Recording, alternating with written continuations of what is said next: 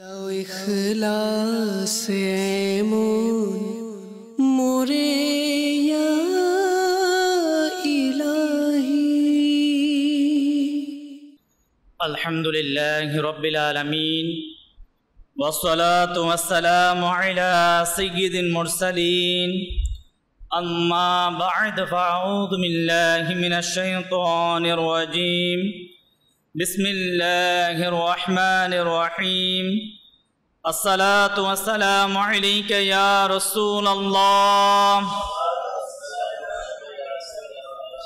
আসসালাতু ওয়াসসালামু আলাইকা ইয়া হাবিবাল্লাহ আসসালাতু ওয়াসসালামু আলাইকা ইয়া নবিয়াল্লাহ ওয়া আলা আলিকা ওয়া সাহাবিকা ইয়া নূরাল্লাহ। আল্লাহ পাকের সর্বশেষ নবী মক্কি মাদানী মুস্তফা হুজুর সাল্লাল্লাহু আলাইহি ওয়াসাল্লাম ইরশাদ ফরমান, আমার উপর আমার প্রতি দুরূদ শরীফ পাঠ ফুলসিরাতের উপর তোমাদের জন্য নূর হবে।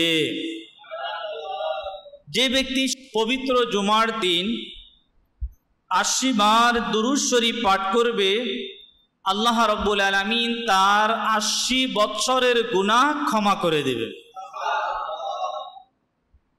আল্লাহর প্রিয় হাবিব সাল্লাল্লাহু তাআলা আলাইহি ওয়াসাল্লাম এর প্রতি দুরূদ শরীফ পাঠ করার এক বিশেষ ফজিলত বারাকাতময় দিন হচ্ছে জুমার দিন। অন্যান্য দিন আমরা দুরূদ শরীফ পাঠ করি, ওই দুরূদ শরীফ ফেরেশতার মাধ্যমে রসুল করিম সাল্লাল্লাহু আলাইহি ওয়াসাল্লামের রওজায়ে আনোয়ারে পৌঁছানো হয়। কিন্তু নবী করিম সাল্লাল্লাহু আলাইহি ওয়াসাল্লাম ফরমান যে আমার উম্মত জুমার রাত এবং জুমার দিন দুরূদ পাঠ করে, তার দুরূদ আমি রসুল স্বয়ং নিজ কান দ্বারা শ্রবণ করি। তাহলে আমরা জুমার দিনকে একদিক থেকে চাইলে আমরা দুরূদের দিনও বলতে পারি। এই জন্য দুরূদের দিন বলা যায়, যেহেতু অন্যান্য দিনের তুলনায় আল্লাহ তাবারক ওয়া তাআলা জুমার দিন দুরূদ শরীফ পাঠ করার ফজিলত এবং বারাকাতকে আল্লাহ তাবারক ওয়া তাআলা বৃদ্ধি করেছেন। তাই মহান রব্বুল আলামিন জুমার দিনের নিয়ামত আল্লাহ আমাদেরকে দিয়েছেন। আমরা জুমার দিন নবী করিম সাল্লাল্লাহু আলাইহি ওয়াসাল্লামের প্রতি দুরূদ শরীফের মাত্রাকে আমরা বাড়িয়ে দেব ইনশাআল্লাহ। আসুন সকলেই মহব্বতে উচ্চ আওয়াজে দুরূদ শরীফ পাঠ করি। সাল্লু আলাল হাবিব সাল্লাল্লাহু আলা মুহাম্মদ সাল্লাল্লাহু আলাইহি ওয়াসাল্লাম সালাতাম ওয়া সালামান আলাইকা ইয়া রাসূলুল্লাহ। আজকে যেই বিষয়ে আমরা কোরআন এবং হাদিসের আলোচনা শুনব, যা শোনা আমাদের জন্য খুবই জরুরি। মুসলমানের ঈমান আনয়নের পরে সবচেয়ে যেই আমলটা এক মুসলমানের জন্য সবচেয়ে গুরুত্বপূর্ণ, আর তা হচ্ছে নামাজ। তা হচ্ছে কি? এই নামাজ এক মুসলমানের জন্য আল্লাহ তাআলার পক্ষ থেকে কত বড় নিয়ামত, যে নামাজ আদায় করার জন্য মসজিদে আজান হওয়ার আগ থেকে আমরা প্রস্তুতি নেওয়া শুরু করেছি, ঠিক কিনা? মসজিদে জুমার দিন আজান হওয়ার আগে থেকেই যে নামাজ আদায় করার জন্য আমরা আল্লাহ পাকের ঘর মসজিদে আসার জন্য আমরা প্রস্তুতি নিলাম, মসজিদে আমরা আসলাম। এই নামাজ আমার আপনার জন্য কত বড় গুরুত্বপূর্ণ একটি ইবাদত।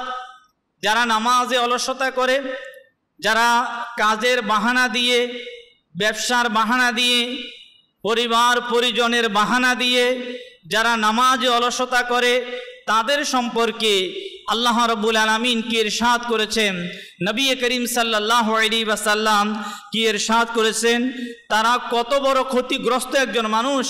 কাল ময়দানে মাহশর, কঠিন হাসরের ময়দানে ওই ব্যক্তির অবস্থা কি হবে। আল্লাহ রাব্বুল আলামিন আমাদেরকে ভালো ভালো নিয়তের সাথে আজকের এই আলোচনা শোনার আল্লাহ আমাদেরকে তৌফিক দিক। আমরা আলোচনা শোনার সাথে সাথে এই নিয়ত আমাদের অন্তরে আমরা শামিল করব। ইনশাআল্লাহ যা শুনবো আমরা আমলে বাস্তবায়ন করার আমরা চেষ্টা করব ইনশাআল্লাহ।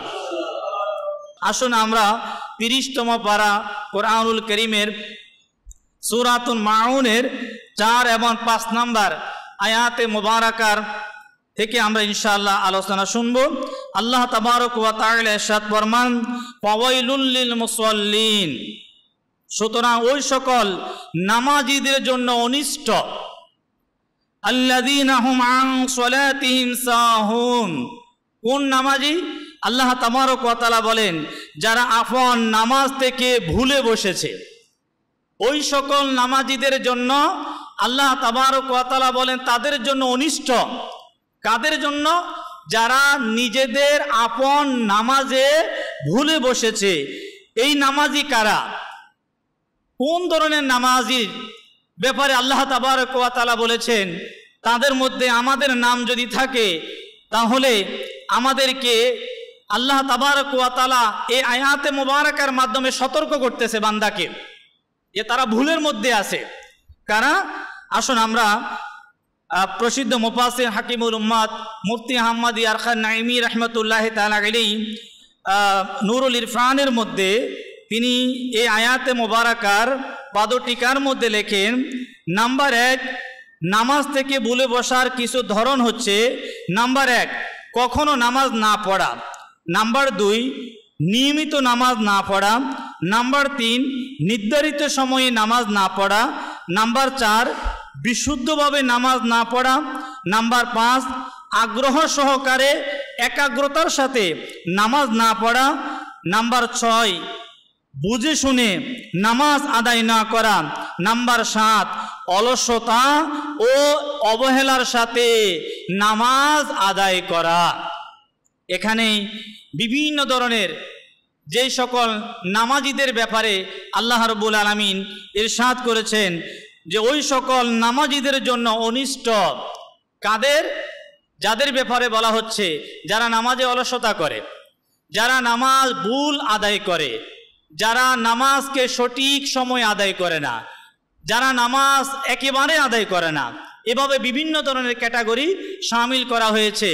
আজকে আমরা যারা এই ফয়জানে মদিনাতে আমরা যারা উপস্থিত হয়েছি, যদি আমরা দেখি এখানে 7 ক্যাটাগরির মানুষকে এখানে নির্ধারণ করা হয়েছে, নির্ণয় করা হয়েছে। এখানে প্রথম নাম্বার ক্যাটাগরি হচ্ছে যারা নামাজ আদায় করে না, এর মধ্যে কিছু মুসল্লির মধ্যে শামিল। এখানে বলা হয়েছে যে নামাজ আদায় করে কিন্তু যারা কখনো পড়ে কখনো পড়ে না, এমন কিছু মুসল্লি আমাদের মাঝে আছে, ঠিক কিনা? 3 নাম্বার বলা হয়েছে নামাজ তো আদায় করে ঠিক কিন্তু তারা নির্ধারিত সময়ে নামাজ পড়ে না, নামাজটাকে কাজা আদায় করে। এ ধরনের মুসল্লি মসজিদে আছে কিনা? অতঃপর বলা হয়েছে নামাজ পড়ে ঠিক, নামাজ তারা নিয়মিত আদায় করে, নির্ধারিত সময়ে তারা নামাজ পড়ে কিন্তু তাদের নামাজটা বিশুদ্ধভাবে তারা নামাজ আদায় করে না।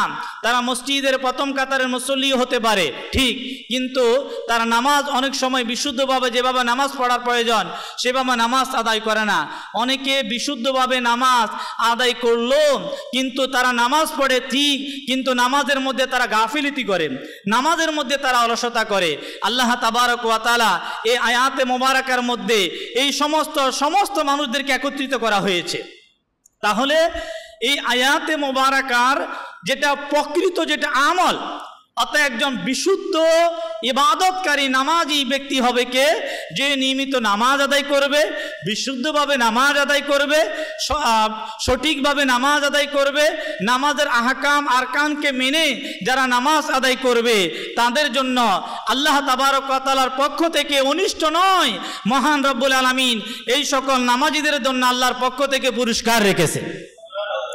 তাই আমরা যদি হাদিসে মুবারাকার দিকে যদি আমরা যাই কিতাবের মধ্যে এসেছে সদরুল শরিয়া বদরুত তরিকা হযরতে মাওলানা মুহাম্মদ আমজাদ আলী আযমি রাহমাতুল্লাহ তার আগেই তিনি লেখেন যে জাহান্নামের মধ্যে একটি স্থান রয়েছে যার নাম হলো ওয়াইল। জাহান্নাম এই স্থান থেকে আল্লাহ পাকের দরবারে ফানা চায়। এই ভয়াবহ যে স্থানটা, একে তো জাহান্নাম হচ্ছে আযাবের স্থান, সেখানে আযাব হবে। কোনো ব্যক্তি কখনো সেই জাহান্নামের আযাব সহ্য করতে কেউ পারবে না। ওই জাহান্নামের সেই আপনার যে স্থানটি, আপনার যার নাম নির্ধারণ করা হয়েছে ওয়াইন নামের একটি উপত্যকা, স্বয়ং জাহান্নাম তার থেকে আল্লাহ তাবারক ওয়া তাআলার কাছে আশ্রয় প্রার্থনা করে। ওই স্থানে আল্লাহ রাব্বুল আলামিন তাদেরকে, যারা জেনে বুঝে জানে নামাজ না পড়লে গুনাহ, তারা জানে যে আমি মুসলমান, আমাকে নামাজ পড়তে হবে, নামাজ ব্যতীত আমার কোনো গতি নাই, এটা জানার পরও যারা নামাজ আদায় করবে না, আল্লাহ তাবারক ওয়া তাআলা তাদেরকে ওই জায়গাতে তাদেরকে রাখবে যেই জায়গায় যাওয়ার জন্য জাহান্নাম স্বয়ং আল্লাহর কাছে আশ্রয় প্রার্থনা করে। তাই প্রিয় ইসলামী ভাইয়েরা, আমাদেরকে আল্লাহ তাবারক ওয়া তাআলার কাছে তওবা করা উচিত। আমরা সকলেই জানি জাহান্নামের মধ্যে সবচেয়ে যে হালকা আযাব হবে, জাহান্নামীদের সবচেয়ে যে হালকা আযাব হবে, সেটা হবে তাদেরকে আগুনের জুতা পরিধান করানো হবে। আজকে তাপমাত্রা যদি বেড়ে যায়, তাপমাত্রা যখন বৃদ্ধি পায়, আমি আপনি খালি পায়ে আমি আপনি ফ্লোরের উপরে অথবা পাকার উপরে কোনো একটা স্থানে আমি আপনি বেশিক্ষণ অবস্থান করতে আমি আপনি পারি না। তাহলে ওই জাহান্নামের যদি সাধারণ আযাব যেটা আপনার, যদি জাহান্নামীদেরকে আগুনের জুতা পরিধান করানো হয়, ওই জুতা পরিধান করানোর সাথে সাথে তাদের মাথার যে মগজ, ওই মাথার উপর থেকে যেভাবে পাতিলের মধ্যে যখন খাবারকে রান্না করা হয়, যখন বেশি পরিমাণে ওই খাবারটা যখন গরম হয়ে উপরের দিকে টকবক করতে থাকে, ওইভাবে মানুষের মাথার মগজ সেভাবে কি করতে থাকবে, উপরের দিকে উঠতে থাকবে। তাহলে জাহান্নামের যদি সবচেয়ে হালকা আযাব যদি হওয়ার কারণে জাহান্নামীদের এই অবস্থা হয়, তাহলে জাহান্নামের মূল আযাব কেমন হবে? জাহান্নামের মূল আযাব যদি কঠিন হয়, আর জাহান্নাম স্বয়ং যেই জায়গা থেকে পানা চায়, আল্লাহ তুমি আমাকে ওই জায়গা থেকে তুমি আমাকে মুক্ত দাও, আর আল্লাহ তাবারক ওয়া তাআলা ওই জায়গার মধ্যে তাদেরকে নিক্ষেপ করবে যারা জেনে বুঝেও তাদের নামাজ অলসতা করবে। আমি আপনি নিজেদেরকে নিয়ে আমরা একটু কল্পনা করি, এই নাজুক শরীরের দিকে আমি একটু কল্পনা করি। আজকে যদি আমার আপনার শরীরে যদি কোনো ব্যথা সৃষ্টি হয়ে যায়, যদি শরীরের কোনো প্রকার রোগ সৃষ্টি হয়ে যায়, আমরা অস্থির হয়ে যাই, আমরা পেরেশান হয়ে যাই। তাপমাত্রা যখন বৃদ্ধি পায় তখন আমরা পেরেশান হয়ে যাই। কিন্তু আমাদেরকে নামাজ বর্জন করার কারণে, নামাজ না পড়ার কারণে যদি ওই আযাবের মধ্যে সেই দিন যদি আমাদেরকে নিক্ষেপ করে দেওয়া হয়, তখন আমার আপনার অবস্থা কি হবে? আসুন, বুখারী শরীফের একটি হাদিসে মোবারকা ওই সকল ব্যক্তিদের জন্য, আমার অনেক ভাই যারা নামাজ পড়ে ঠিক, কিন্তু বলে আমার ফজরের সময় আমার চোখ খুলে না। এই মসজিদের একজন মুসল্লি আছে, কয়েকদিন আগে আমাকে বললেন যে চেষ্টা তো করি কিন্তু ফজরের সময় চোখ খুলে না। বলেন, আমার আপনার এই বাহানা, আমার আপনার এই অজুহাত কখনো কাজে আসবে না, কখনো কাজে আসবে না। যদি কোনো ব্যক্তির ফ্লাইট যদি হয় রাতের 3টার সময়, তখন কিন্তু তার চোখ খুলে যায়। যদি কোনো ব্যক্তি কারণ বাজারের মধ্যে মাল আনতে যাবে রাতের 3টায়, তখন তার চোখ খুলে যায় এবং সে তার স্ত্রীকে বলে আমাকে সঠিক সময়ে আমাকে জাগিয়ে দেওয়া হোক যাতে আমি সেখান থেকে মাল নিয়ে আসতে পারি। কিন্তু ওই মুসলমান কত হতভাগা, সে বলে আমার চোখ খুলে না। আসুন, নবী করিম সাল্লাল্লাহু আলাইহি ওয়াসাল্লাম এর ফরমান সাহাবায়ে কিরামদেরকে ইরশাদ করলেন, আজ রাতে 2 ব্যক্তি হযরতে জিবরাইল এবং হযরতে মিকাইল আলাইহিস সালাম আমার নিকট আসলেন। আমাকে তারা একটি পবিত্র ভূমিতে নিয়ে গেলেন। আমি দেখতে পেলাম এক ব্যক্তি শুয়ে এবং তার মাথার নিকট আরেক ব্যক্তি একটি পাথর নিয়ে দাঁড়িয়ে আছে। একটি পাথর নিয়ে দণ্ডায়মান একের পর এক তার মাথায় আঘাত করতেই যাচ্ছে, একের পর এক তার মাথায় আঘাত করতে যাচ্ছে। আমি ফেরেশতাদেরকে বললাম, এই ব্যক্তিকে তার পরিচয় কি? আরজ করা হলো, আপনি আরেকটি সামনে তাশরিফ নিয়ে চলুন। যখন নবী করিম সাল্লাল্লাহু আলাইহি ওয়াসাল্লাম আরো অনেকগুলো দৃশ্য যখন দেখলেন, দেখার পরে ফেরেশতারা বলতে লাগলো, ওই ব্যক্তি সর্বপ্রথম যাকে আপনি দেখেছেন, যার মাথাকে বারবার পাথর দিয়ে আঘাত করা হচ্ছে এবং তার মাথা দ্বিখণ্ডিত হয়ে তার মাথা পুনরায় ঠিক হয়ে যাচ্ছে। আঘাত করা হয়, মাথা দুই ভাগ হয়ে যায়, আবার ওই মাথা মিলিত হয়ে যায়, আবার আঘাত করা হয়, মাথা দ্বিখণ্ডিত হয়, আবার মাথা মিলিত হয়। তখন ফেরেশতারা বলে, ওই ব্যক্তি হচ্ছে যে কোরআনুল করিম হিফজ করার পরে সে ভুলে গিয়েছে এবং ফজরের নামাজের সময় সে ঘুমিয়ে পড়ত, অর্থাৎ সে নামাজকে কাজা আদায় করত।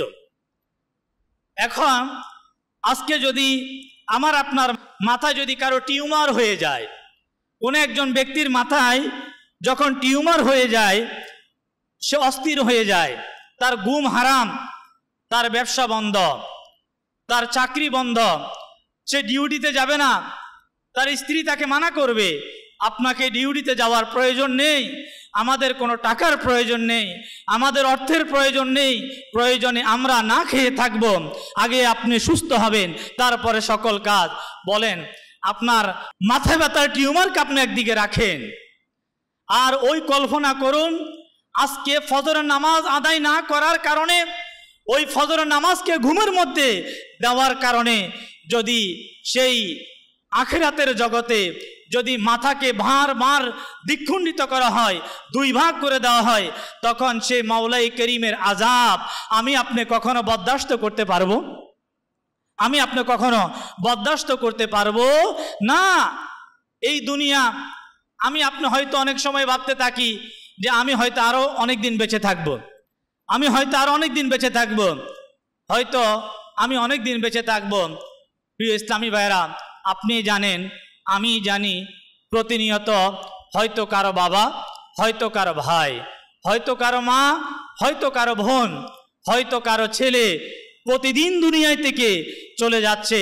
হ্যাঁ, যদি সে নামাজ আদায় করে যায়, নামাজের হেফাজত করে, তাহলে তো সে কামিয়াব, সে কামিয়াব, সে সফল।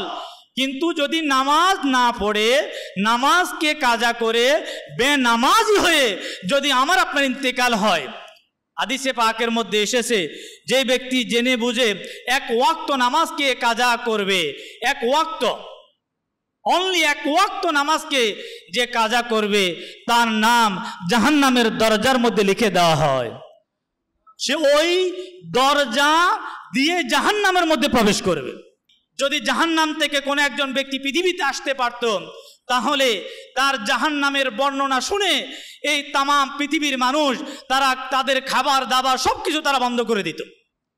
তাই নবী করিম সাল্লাল্লাহু তাআলা আলাইহি ওয়াসাল্লাম হাদিসে পাকের মধ্যে ইরশাদ ফরমান, আমি যা জানি তোমরা যদি তা জানতে, তাহলে তোমরা সংসার বন্ধ করে দিতে, তোমরা বিয়ে শাদী বন্ধ করে দিতে, তোমরা পাহাড়ের দিকে চলে যেতে, তোমরা জঙ্গলের দিকে তোমরা চলে যেতে, একাকিত্ব হয়ে তোমরা আখিরাতের জন্য তোমরা প্রস্তুতি গ্রহণ করতে। কত সহজে আমি বলে দিচ্ছি যে আমার সকালে আমার চোখ থেকে আমার চোখ খুলে না, আমি নামাজ আদায় করতে পারি না, আপনার এই মোবাইল আপনাকে জাহান্নামের দিকে নিয়ে যাচ্ছে, আপনার ফেসবুক আপনাকে জাহান্নামের দিকে নিয়ে যাচ্ছে। যারা আগে নামাজ পড়তো, যারা আগে ফজরের নামাজ নিয়মিতভাবে আদায় করত, এই কথা কি মিথ্যা? আজকে ওই সকল নামাজি একমাত্র মোবাইলের কারণে আজকে তাদের ফজরের নামাজ তাদের কাজা হয়ে যাচ্ছে। আমি কেমন মুসলমান? ফারুক আজম রাদিয়াল্লাহু তাআলা আনহু, যিনি ইসলামের দ্বিতীয়তম খলিফা, ওনাকে শহীদ করে দেওয়ার জন্য ওনার উপর হামলা চালানো হলো। যখন ওনার উপর হামলা চালানো হলো, ওনাকে কেউ বললেন নামাজ। তিনি এমন অবস্থায় ছিলেন, ওনার শরীর ক্ষত বিক্ষত, ওনার শরীর থেকে রক্ত রঞ্জিত হচ্ছে। ফারুক আজম রাদিয়াল্লাহু তাআলা আনহুকে বলল, সালাত, নামাজ। এই কথা বলার সাথে সাথে তিনি বললেন, হ্যাঁ, নামাজের সময় আমি নামাজ আদায় করব। ফারুক আজম রাদিয়াল্লাহু তাআলা আনহু তিনি বললেন, যার কাছে নামাজ নেই তার কাছে ইসলামের কোনো অংশই তার কাছে নেই। আপনি দাবি করবেন আপনি মুসলমান, আমি দাবি করি আমি মুসলমান, তাহলে ওসমান যুন্নুরাইন রাদিয়াল্লাহু তাআলা আনহু তিনি বলেন, মুসলমান অমুসলিমের মধ্যে পার্থক্য হচ্ছে আমাদের জন্য, আমাদের এবং তাদের মধ্যে পার্থক্য হচ্ছে নামাজ। তাহলে আমি মুসলমান, আমার কাছে নামাজ নেই, আমি মুসলমান, আমার কাছে নামাজের কোনো গুরুত্ব নেই। আমি আপনি কি মারা যাব না? আমার আপনার কি মৃত্যু হবে না? আমি আপনি কি কবরে যাব না? ওই অন্ধকার কবরে নামাজ আদায় না করার কারণে কিতাবের মধ্যে এসেছে, বেনামাজিকে যখন কবরের মধ্যে নামিয়ে দেওয়া হয়, কবরের ডানে বামে সামনে পিছন থেকে এমনভাবে তাকে তার শরীরকে চাপ দেওয়া হবে, মুহূর্তের মধ্যে তার শরীরের সমস্ত হাড়টি ভেঙে চুরমাচুর হয়ে যাবে। আজকে আপনার একটা হাত ভেঙে গেল, আপনি অ্যাক্সিডেন্ট করলেন, আপনার সহ্য হয় না, খাবার খেতে পাচ্ছেন না, আপনি চলতে পাচ্ছেন না, অফিসে যেতে পাচ্ছেন না, আপনার ব্যথা বেদনা সহ্য হচ্ছে না। আপনি একটু কল্পনা করুন, আপনার চোখকে একবার আপনি বন্ধ করেন, চক্ষুকে বন্ধ করে আপনি স্মরণ করুন যে আজকে আমার ইন্তেকাল হয়ে গেল, আমার ছেলে, আমার আত্মীয় স্বজন আমাকে কবরের মধ্যে আমাকে নামিয়ে দিচ্ছে। এভাবে আপনি কল্পনা করেন। আর আমি হলাম বেনামাজি। এখন বেনামাজির জন্য যেভাবে শাস্তি দেওয়া হয় ওইভাবে শাস্তির জন্য আমার কবরের মধ্যে শুরু হয়ে যাবে। আপনি একটু কল্পনা করুন, তখন আমার আপনার ওই কল্পনা হতে পারে আমাকে আপনাকে নামাজি বানিয়ে দিতে পারে। আমাকে আপনাকে এখনো সময় রয়েছে, আমি আপনি একটু সজাগ হয়ে নিজের নামাজকে আমরা নামাজের দিকে আসি। কিতাবের মধ্যে এসেছে বেনামাজির কবরের মধ্যে একটি সাপ নিয়োগ করে দেওয়া হবে, যে সাপের নাম হবে আশুসুজাল আকরা। ওই সাপের দৈর্ঘ্য কতটুকু হবে? আজকে আমরা যারা সাপ দেখলে ভয়ে পালিয়ে যায়, যদি বলা হয় আপনার ঘরে সাপ ঢুকেছে, আমি সেই ঘরে কখনো থাকবো না। যদি বলা হয় এই মহল্লার মধ্যে সাইদাবাদ জনপদ মোড়ের মধ্যে এই এলাকার মধ্যে কয়েকটি সাপ গোপনীয় অবস্থায় যে কোনো সময় যেই কোনো ব্যক্তিকে হামলা করতে পারে, আঘাত করতে পারে, ঘরে যেতে পারে, দোকানে যেতে পারে, তাহলে আমি আপনাকে বলবো আপনি সাইদাবাদবাসী, আপনি এই এলাকার মানুষ, আপনি গ্রামে চলে যাবেন, আপনি এলাকা ছেড়ে যাবেন। বলেন আপনি কবর থেকে কোথায় যাবেন? কোথায় আপনি পালাবেন সেই কবর থেকে? ওই কবরের মধ্যে নামাজ আদায় না করার কারণে যখন আশুসুজাল আকরা, ওই সাপ, যে সাপের দৈর্ঘ্য হবে একজন মানুষের তার চোখের দূরত্ব যতটুকু হবে, ওই সাপ লম্বাতে ততটুকু দীর্ঘ হবে।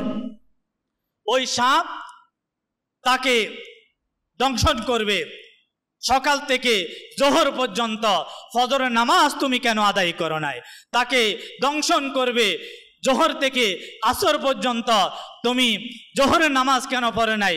ওই সাপ তাকে আসর থেকে মাগরিব পর্যন্ত বলবে তুমি আসরের নামাজ কেন পড়ো নাই? মাগরিব থেকে ঈশা পর্যন্ত তাকে ধ্বংসন করবে, বলবে তুমি আসরের নামাজ কেন পড়ো নাই? এরপরে মাগরিব থেকে ঈশা পর্যন্ত বলবে তুমি মাগরিবের নামাজ কেন পড়ো নাই? ঈশা থেকে ফজর পর্যন্ত ওই সাপ তার সাথেই থাকবে, তাকে ধ্বংসন করবে, তুমি ঈশার নামাজ কেন পড়ো নাই? ভাই, আমরা তো সাপ। একটু আপনি কল্পনা করেন, আজকে আপনি নামাজের দিকে যাচ্ছেন না, আপনার নামাজ আপনি ছেড়ে দিচ্ছেন, আপনার সফরের বাহানা, আপনার কাজের বাহানা, আপনার কর্মের বাহানা, আপনার অফিসের বাহানা। আপনি কি সেই কবরে ওই সাপের সাথে কি আপনি বিশ্রাম করতে পারবেন? ওই সাপের সাথে কি আপনি আলিঙ্গন করতে পারবেন? আপনি কোথায় পালাবেন? কে আপনাকে বাঁচাবে?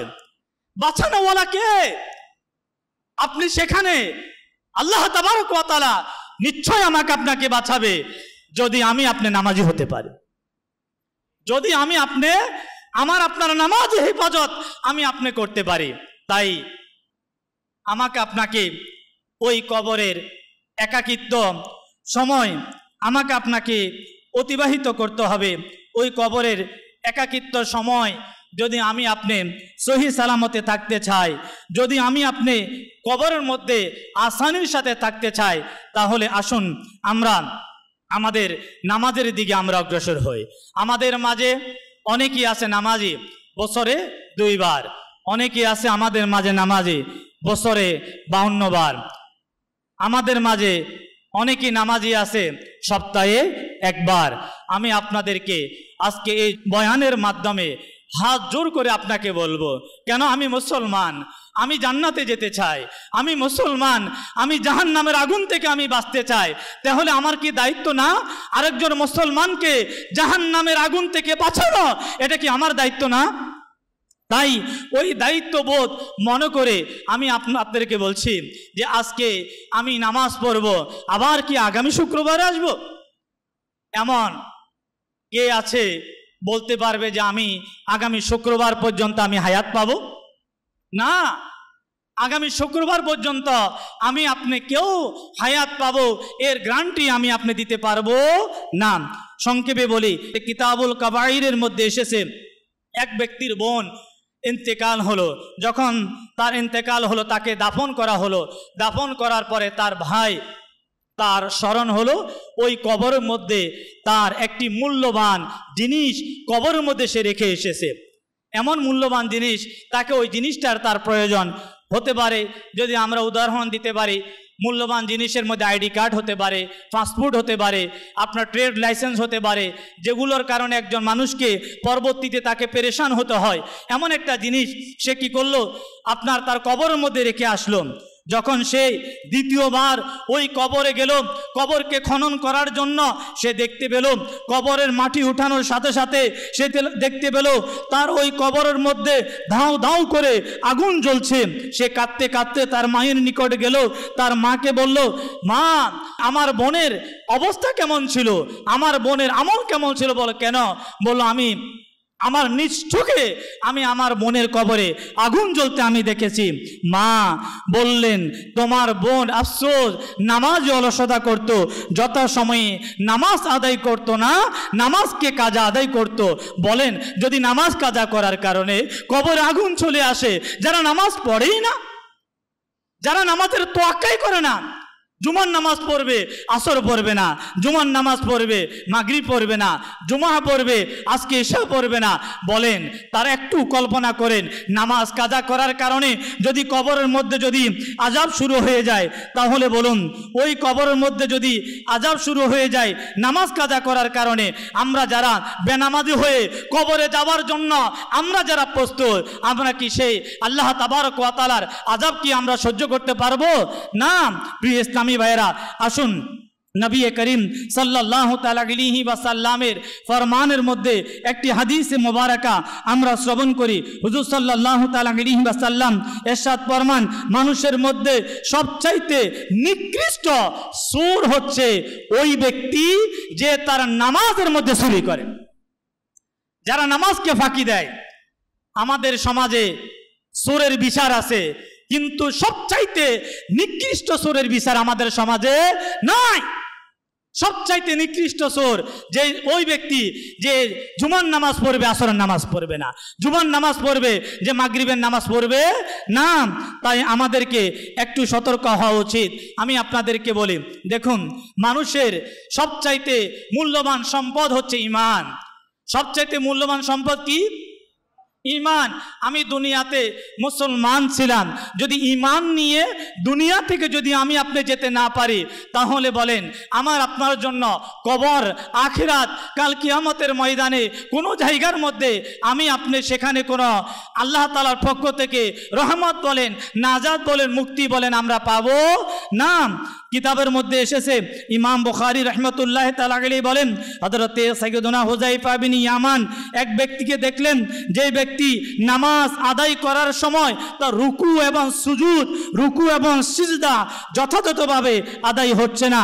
তাকে বললেন, ভাই, তুমি যে নামাজ পড়ছো, এই নামাজ অবস্থায় যদি তোমার মৃত্যু হয়, তাহলে ইসলাম ধর্মে তোমার মৃত্যু হবে না, অর্থাৎ তোমার মৃত্যু হবে বেঈমানের সাথে, তুমি বেঈমান হয়ে মারা যাবে। দেখুন, যদি একজন ব্যক্তি নামাজ পড়ে, তার নামাজের রুকু সঠিক না, তার নামাজের মধ্যে সিজদা সঠিক না, ওই লোকটা যদি মৃত্যুর সময় যদি বেঈমান হয়ে যদি মারা যায়, যেই লোকটা নামাজ পড়ে না ওই লোকটা কি ইমানদার হয়ে মারা যাবে? আমরা ইমান নিয়ে যেতে চাই কিনা? কারা কারা যেতে চাই? কারা কারা নামাজ পড়বো তো ইনশাআল্লাহ? ভাই আপনার কবরে আপনি যাবেন, আমার কবরে আমি যাব, আপনার কবরে কেউ যাবে না।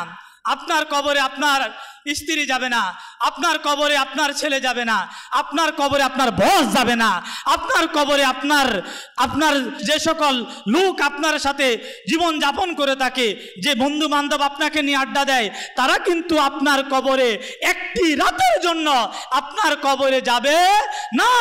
আপনার কবরে আপনি একাই যাবেন। তাই নিজের আখিরাতের চিন্তা, নিজের কবরের চিন্তা নিজেকেই করতে হবে।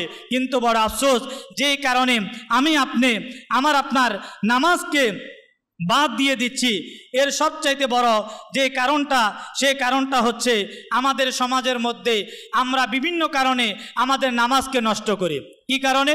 বলে আমি আমার সংসারকে নিয়ে আমি ব্যস্ত, আমি ব্যবসা নিয়ে ব্যস্ত। কেউ বলে আমার অনেক বড় দায়িত্ব, আমি অনেক বড় মানুষ, এই কারণে আমি নামাজকে সঠিকভাবে আমি আদায় করতে পারি না। আল্লাহ রাব্বুল আলামিন কোরআনুল কারীমের মধ্যে মানুষ এ ধরনের বাহানা দিবে, মন্ত্রিত্বের বাহানা, রাজত্বের বাহানা, নেতৃত্বের বাহানা, ব্যবসার বাহানা দিয়ে মানুষ নামাজ পড়বে না। মহান রাব্বুল আলামিন পবিত্র কোরআনুল কারীমের মধ্যে ইরশাদ ফরমান, হে ঈমানদারগণ, তোমাদের ধন সম্পদ না তোমাদের সন্তান সন্ততি কোনো কিছুই যেন তোমাদেরকে আল্লাহর স্মরণ থেকে উদাসীন না করে। না তোমাদের সম্পদ, না তোমাদের সন্তান সন্ততি কোনো কিছুই যেন তোমাদেরকে আল্লাহর স্মরণ থেকে উদাসীন না করে। যে কেউ তেমন করবে, এই সমস্ত লোক তারা ক্ষতির মধ্যে।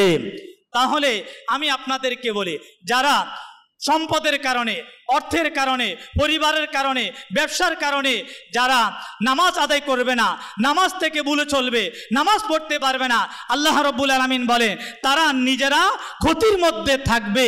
এখন আমি যদি ক্ষতিগ্রস্ত হই, এর জন্য দায়ী কে? আমি। কোরআনুল কারীমের মধ্যে আল্লাহ তাবারক ওয়া তাআলা অন্য আয়াতের মধ্যে ফরমান, আলহাকুমুত তাকাসুর, তোমাদেরকে উদাসীন করে রেখেছে অধিক সম্পদের কামনা। আজকে সম্পদ, ব্যবসা, নামাজ চলে যাচ্ছে কিন্তু সে দোকান বন্ধ করবে না। নামাজ চলে যাচ্ছে, সে বলে এখন আমার কাস্টমার, এখন আমার চাকরি। আমাকে আপনাকে কাল কঠিন হাসরের ময়দানে আমাকে আপনাকে আল্লাহর বিচারের কাঠ ঘোড়ায় প্রত্যেকটা মানুষকে দণ্ডায়মান হতে হবে, ঠিক কিনা?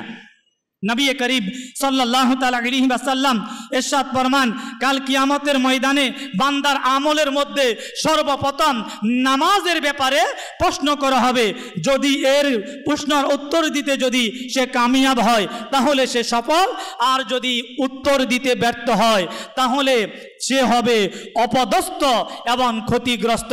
হাসরের ময়দানে তামার জমিন হবে, সূর্য মাথার উপরে থাকবে, স্বামী স্ত্রী থেকে পলায়ন করবে, স্ত্রী স্বামী থেকে পলায়ন করবে, বাবা তার ছেলে থেকে, ছেলে তার বাবা থেকে, কেউ কারো কাজে আসবে না, একে অপর থেকে পলায়ন করবে। ওই দিন হাসরের ময়দানে আমাকে আপনাকে, আমার আপনার জিন্দিগির কত হাজার নামাজ আমি আপনি কাজা করেছি, আমাকে আপনাকে সে তামার জমিনের উপরে দাঁড়িয়ে আল্লাহ পাকের দরবারে হিসাব দিতে হবে। দুনিয়াতে আমরা হিসাব দিতে রাজি না, কিন্তু কিয়ামতের ময়দানে আমাকে আপনাকে অবশ্যই সেই দিন আমাকে আপনাকে এক ওয়াক্ত, একদিন, এক মাস না, পুরা জিন্দিগির নামাজের হিসাব আমাকে আপনাকে দিতে হবে। তাই আমি আপনাদেরকে বলুন, আমরা জানি না আমাদের মধ্যে এমন ব্যক্তি এখানে আছে হয়তো আমরা আজকের পরে আর পৃথিবীতে থাকবো না। গত সপ্তাহে অনেকেই ছিল, আজকে তারা আমাদের মাঝে নাই। 2023 সালে যারা আমাদের মাঝে ছিল, আজকে অনেকে আমাদের মাঝে নাই। আপনার গত জুন মাসে অসংখ্য মানুষ আমাদের মাঝে ছিল, আজকে তারা আমাদের মাঝে নাই।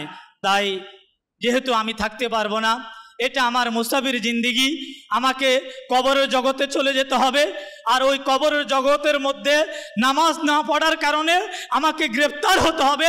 ওই গ্রেফতারি থেকে বাঁচার জন্য আল্লাহ পাকের কিয়ামতের ময়দানে আযাব থেকে বেঁচে আরশের ছায়া পাওয়ার জন্য আজকে থেকে আমরা নিয়ত করি, যতই কাজ থাকুক না কেন আমরা আমাদের নামাজকে ছাড়ব না, নামাজকে ছাড়ব না ইনশাআল্লাহ। আমরা আল্লাহ তাবারক ওয়া তাআলার কাছে দোয়া করি, আল্লাহ আমাদের সকলকে সচ্চা পাক্কা নামাজি হিসাবে আল্লাহ আমাদেরকে কবুল করুক। সাল্লু আলাল হাবিব সাল্লাল্লাহু তাআলা আলা মুহাম্মদ সাল্লাল্লাহু তাআলা আলাইহি ওয়াসাল্লাম।